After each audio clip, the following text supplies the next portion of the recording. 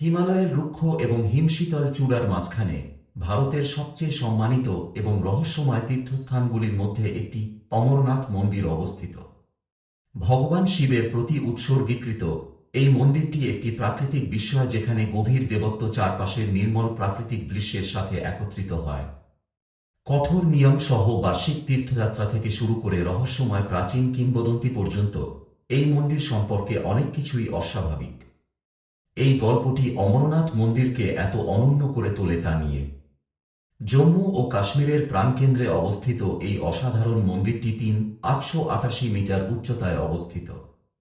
মন্দিরটি শ্রীনগর থেকে প্রায় ১৪১ কিলোমিটার দূরে অবস্থিত এবং শুধুমাত্র জনপ্রিয় অমরনাথ যাত্রার মাধ্যমেই এখানে প্রবেশ করা যায়, যা গ্রীষ্মের মাসগুলিতে একটি চ্যালেঞ্জিং তীর্থযাত্রার অনুমতি দেয়। অমরনাথ মন্দিরে যাওয়ার ঐতিহ্যবাহী পথটি প্রায় ৪৫ কিলোমিটার দীর্ঘ এবং মনোরম শহর পহেলগাম থেকে শুরু হয়ে তীর্থযাত্রীদের চন্দনওয়ারি, শেষনাগ, পঞ্চতরণী এবং অবশেষে পবিত্র স্থানে নিয়ে যায়। বালতাল থেকে গুহা মন্দিরে যাওয়ার ছোট পথটি একটি ছোট পথ, যার জন্য ১৪ কিলোমিটার ট্রেকিং করতে হয়।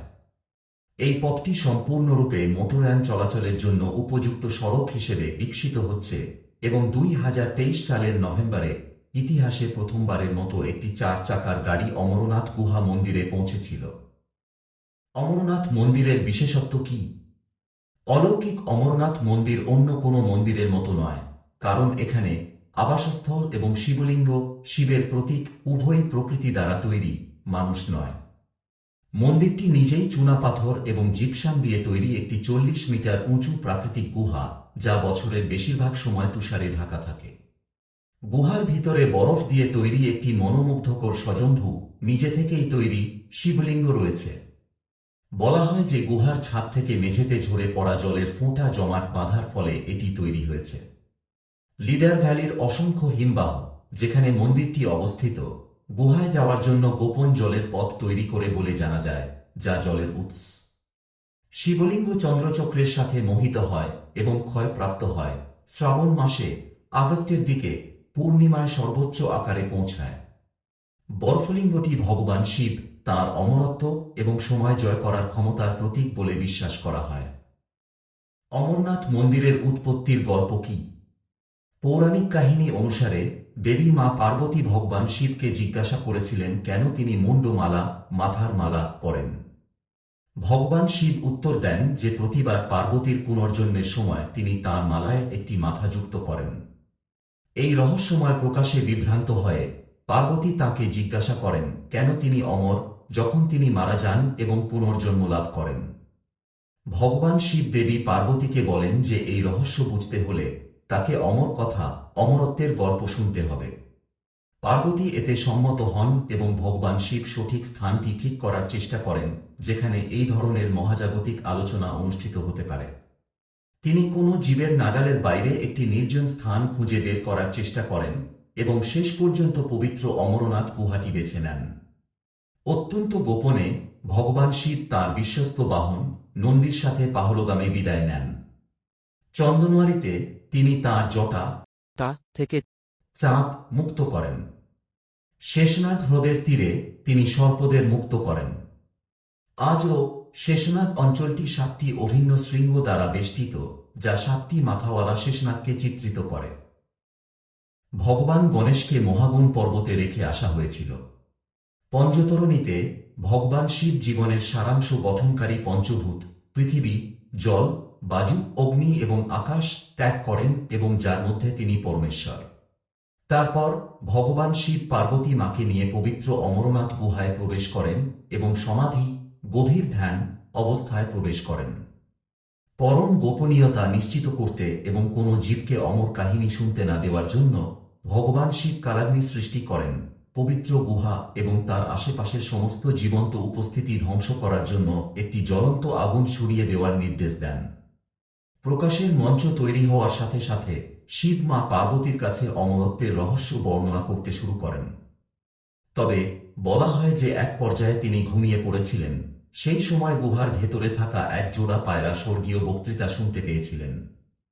এই পায়রাগুলি নিজেরাই অমর হয়ে ওঠে। আজও উচ্চতা এবং ঠান্ডা তাপমাত্রা সত্ত্বেও তীর্থযাত্রীরা মাঝে মাঝে গুহায় একজোড়া পায়রা দেখতে পান এবং এইভাবে এই গুহাটি শিব পার্বতীর একটি পবিত্র স্থান এবং হিন্দু ধর্মের সবচেয়ে পবিত্র স্থানগুলির মধ্যে একটি হয়ে ওঠে। গুহাটিকে 51টি শক্তিপীঠের মধ্যে একটি হিসাবেও বিবেচনা করা হয়। গুহায় দুটি ছোট বরফের গঠন রয়েছে যা দেবী পার্বতী এবং ভগবান গণেশকে চিত্রিত করে বলে মনে করা হয়। অমরনাথ যাত্রার তাৎপর্য কি? ধর্মীয় কিংবদন্তি অনুসারে প্রাচীন ঋষি ভৃগু অমরনাথ গুহা আবিষ্কার করেছিলেন এবং 5ম শতাব্দীর গোড়ার দিকে রচিত রচনাগুলিতে এই স্থানের জীবিত পাঠ্য উল্লেখ পাওয়া যায়। পণ্ডিতদের মতে গুহাটি শতাব্দী ধরে একটি উপাসনালয় এবং একটি তীর্থস্থান ছিল, যদিও সেখানে পৌঁছানোর জন্য বিপজ্জনক এবং কঠিন যাত্রা প্রয়োজন ছিল। এই অঞ্চলে স্থায়ীভাবে বসবাসকারী কিছু তপস্বী, সন্ন্যাসীরা এবং যোগীরাও আছেন। আধুনিক সময়ে শ্রী অমরনাথজি শ্রাইন বোর্ড কর্তৃক ঘোষিত জুন থেকে আগস্ট মাসের মধ্যে মন্দিরটি অল্প সময়ের জন্য খোলা থাকে। পহেলগাম এবং বালতাল থেকে শুরু হওয়া এই যাত্রা শারীরিকভাবে কঠিন হতে পারে, কারণ ভক্তরা প্রতিকূল ভূখণ্ডের মধ্য দিয়ে ভ্রমণ করেন, প্রায়শই চরম আবহাওয়ার সাথে লড়াই করেন। তীর্থযাত্রীরা শ্রী অমরনাথ শ্রাইন বোর্ডে নিবন্ধন করে এবং তাদের সুরক্ষা নির্দেশিকা অনুসরণ করেই এই যাত্রা করতে পারেন। তীর্থযাত্রীরা এবং যানবাহনগুলিকে নিরাপত্তা এবং শনাক্তকরণের জন্য অনন্য ট্র্যাকযোগ্য ফেড ট্যাগ দেওয়া হয়। যাত্রার সময় সন্ত্রাসী হামলা, প্রাকৃতিক দুর্যোগ এবং দুর্ঘটনার অনেক ঘটনা ঘটেছে, যার ফলে তীর্থযাত্রীদের মৃত্যু হয়েছে। তবুও প্রতি বছর হাজার হাজার অবিচল ভক্ত ভগবান শিব এবং দেবী পার্বতীর আশীর্বাদের জন্য এই মন্দিরে ভ্রমণ করেন। বলা হয় যে অমরনাথ মন্দিরে ভ্রমণের মাধ্যমে একজন ব্যক্তি সমস্ত পাপ থেকে মুক্তি পান এবং মোক্ষ, দুঃখ এবং পুনর্জন্মের চক্র থেকে মুক্তি অর্জন করেন। অমরনাথ মন্দির ভক্তি এবং আবিষ্কারের একটি অনন্য গন্তব্যস্থল হয়ে দাঁড়িয়ে আছে, যেখানে আমরা ভগবান শিবের কাছ থেকে আশীর্বাদ এবং নির্দেশনা পেতে পারি। জম্মু থেকে পহেলগাম 315 কিমি। জম্মু থেকে পহেলগামের দূরত্ব ট্যাক্সি বাস দ্বারা অতিক্রম করা যেতে পারে, যা কেবলমাত্র ভোরবেলা ট্যুরিস্ট রিসেপশন সেন্টার, জম্মু ও কাশ্মীর সরকার, রঘুনাথ বাজারে পাওয়া যায়। আরেকটি বিকল্প হল বিমানে শ্রীনগর যাওয়া এবং তারপর সড়ক পথে পহেলগাম যাওয়া। পহেলগাম শ্রীনগর থেকে 96 কিলোমিটার দূরে অবস্থিত। পহেলগাম তার সৌন্দর্যের জন্য সারা বিশ্বে পরিচিত। লিডার এবং আরও নদী এবং উঁচু পাহাড় উপত্যকাকে চুম্বন করে। থাকার জন্য ভালো হোটেল পাওয়া যায়। পহেলগাম থেকে 6 কিলোমিটার দূরে নুনওয়ান যাত্রী ক্যাম্পে বেসরকারি সংস্থাগুলি বিনামূল্যে লঙ্গারের, খাবারের দোকান ব্যবস্থাও করে। তীর্থযাত্রীরা প্রথম রাতের জন্য পহেলগামে ক্যাম্প করেন। চন্দনওয়ারি পহেলগাম থেকে চন্দনওয়ারির দূরত্ব 16 কিলোমিটার। চন্দনওয়ারি পৌঁছানোর জন্য পহেলগাম থেকে মিনি বাস চলাচল করে। লিডার নদীর ধার দিয়ে পথটি চলে, যেখানে অসাধারণ প্রাকৃতিক দৃশ্য দেখা যায়। এখানে অনেক লঙ্গর রয়েছে যা যাত্রীদের খাবার সরবরাহ করে। পিসু টপ চন্দওয়ারি থেকে এগিয়ে যাওয়ার সাথে সাথে পিসু টপেন দেখাতে একটি উচ্চতর হয়। কথিত আছে যে ভোলেনাথ সিংকে দর্শনের জন্য প্রথম দেখান এবং দেব রাক্ষসদের মধ্যে যুদ্ধ হয়েছিল।